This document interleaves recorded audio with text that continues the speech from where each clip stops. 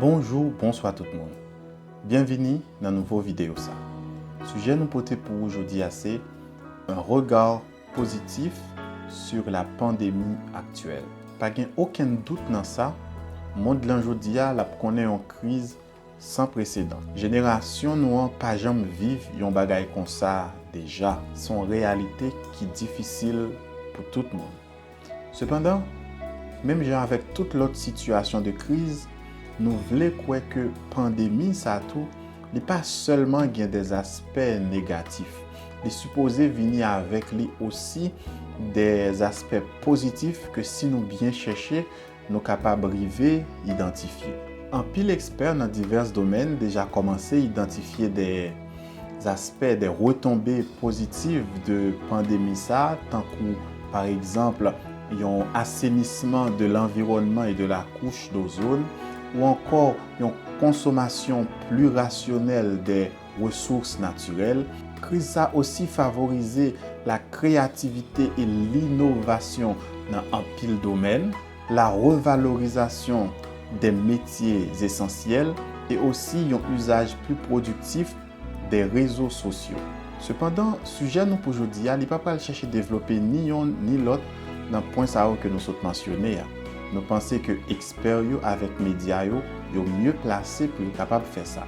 Réflexion aujourd'hui à plutôt, il va essayer de chercher qui aspect positif que nous sommes capables de tirer de crise sur le plan spirituel et sur le plan théologique. Pour nous capables de faire ça, on va essayer de comparer ensemble avec moi la destruction de la ville de Jérusalem qui a eu lieu en l'an 70 de notre ère avec la crise que nous vivons aujourd'hui. Lorsque Jésus a quitté ce monde pour y retourner vers Papa, il était quitté pour ses disciples ce que nous appelons la grande commission, le grand mandat évangélique qui s'était aller proclamer la bonne nouvelle à toute la création. Cependant, jusqu'à 40 ans après l'ascension du Christ, le mouvement évangélique premier chrétien était surtout tourné autour de Jérusalem et de la Palestine. C'est si vrai que l'apôtre Paul a gagné toutes les peines du monde lorsqu'il a essayé de porter l'évangile vers les païens, vers les gentils, au-delà des frontières de la Palestine, parce que les premiers chrétiens ont cru qu'ils devaient mettre focus là d'abord et surtout sur Jérusalem et la Palestine.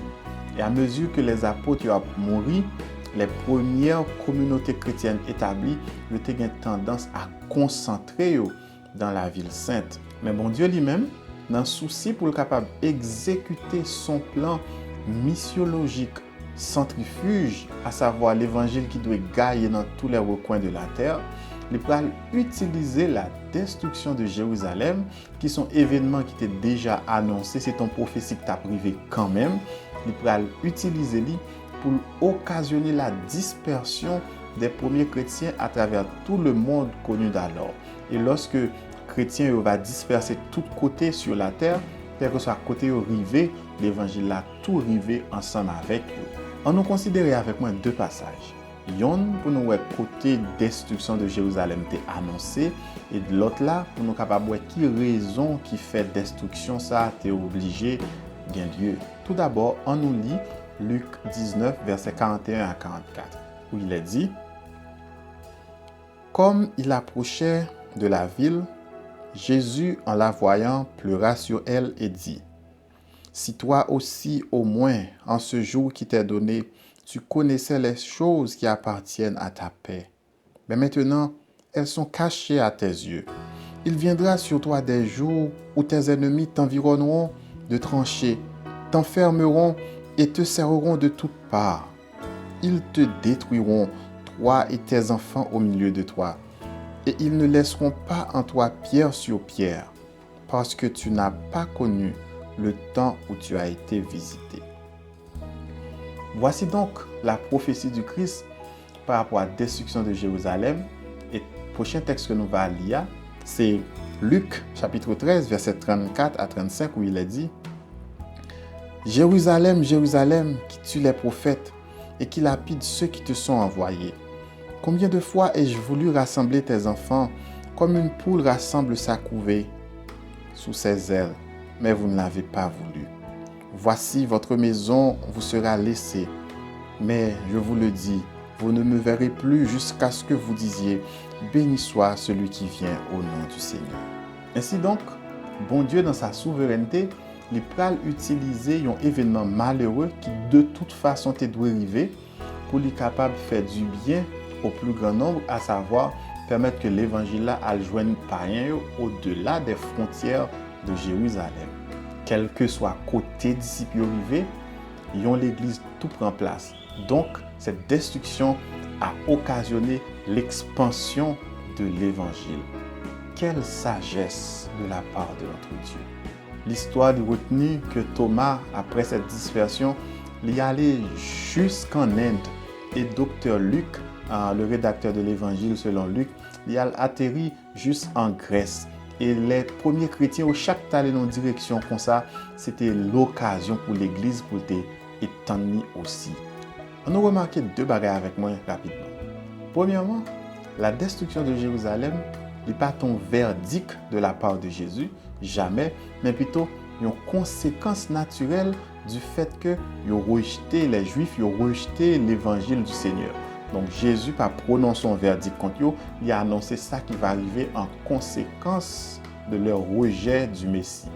Deuxièmement, le mal en soi n'est pas un instrument entre les mains de Dieu pour faire le bien. Bon Dieu n'a pas utilisé le mal.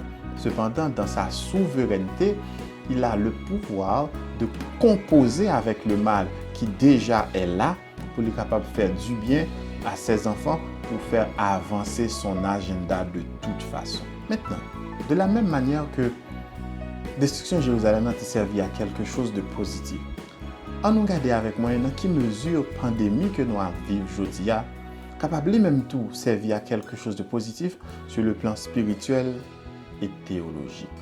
On nous demande peut-être nous par exemple, et si la pandémie ça, c'était une bénédiction déguisée pour vie spirituelle nous, que nous sommes capables seulement décerner avec les yeux de la foi par rapport à un pile occasion que l'État va offrir nous. Et si, à l'inverse de la destruction de Jérusalem, qui était gain pour vocation pour disperser les premiers chrétiens, et si la pandémie de ce coronavirus, c'était occasion pour rassembler nous avec famille, nous, avec nos époux et nos épouses, nos enfants, qu'à cause du travail ou bien à cause de poursuites professionnelles, nous t'ont abandonné pendant trop longtemps. Et si le coronavirus cherchait à nous rassembler? Et si cette pandémie, c'était pour nous l'occasion de nous rebooster spirituellement, en ce sens que pour nous capables de joindre plus de temps pour nous prier et plus de temps pour nous étudier la parole de Dieu? Et si coronavirus, c'est une occasion propice pour un bon ami, une bonne famille nous, qui est malade, qui est affecté, qui est sur son lit de mort, pour que finalement, les recevoir le message de la parole de Dieu? Et si coronavirus, c'était l'occasion pour nous autres chrétiens, pour nous témoigner de vrais caractères nous en tant que peuple bon Dieu, pour nous manifester l'amour, compassion et solidarité pour les gens qui sont autour de nous, au lieu pour nous avoir un discours vindicatif, pour nous penser que nous avons réjoui nous dans bon Dieu nous en frapper méchant. Et si coronavirus te porté tout ça pour nous, mais que par manque de discernement spirituel nous pas profiter de l'opportunité ça. Ici, je ne fais que poser des questions. Je souhaite le Saint-Esprit permettre de joindre une réponse dans le fond cœur. Frère Maxime, nous pouvons encore compter sur bon Dieu nous, parce que c'est lui-même qui est toujours aux commandes de l'univers. De la même manière que sa main a dirigé la destruction de Jérusalem en faveur de l'expansion de son évangile, lui aussi qui est au contrôle aujourd'hui, il a le pouvoir de diriger les événements de cette pandémie pour transformer en bénédiction pour ses enfants et pour l'avancement de sa cause. Voici donc une promesse de Dieu que je voulais quitter avec les aujourd'hui. Psaume 33, verset 18 à 22 dit nous: Voici l'œil de l'Éternel est sur ceux qui le craignent, sur ceux qui espèrent en sa bonté, afin d'arracher leur âme à la mort et de les faire vivre au milieu de la famine. Notre âme espère en l'Éternel, il est notre secours et notre bouclier, car notre cœur met en lui sa joie, car nous avons confiance en son Saint-Nom. Éternel, que ta grâce soit sur nous, comme nous espérons en toi. Frères Maxime, nous attachons à cette promesse de Dieu qui assure nous, que la protéger nous, arracher nous à la mort et fait nous vivre même dans le temps. Est-ce que je dis, vous voulez rendre nous disponibles au Seigneur pour capable recevoir ces bénédictions en ces temps difficiles, mais aussi et surtout pour les utiliser en bénédiction pour tout le monde qui est autour de vous? On nous prier sur ça. Seigneur, merci d'être assuré nous qu'on est toujours au contrôle et qu'on gagne le pouvoir pour transformer quelle que soit la situation catastrophique en bénédiction pour tes enfants et pour utiliser les pour faire avancer ta cause. Aidez-nous à continuer à faire confiance. Pardonnez péché, nous et protéger la vie, nous prions au nom de Jésus. Amen. Les amis, nous sommes contents avec vous, je dis encore.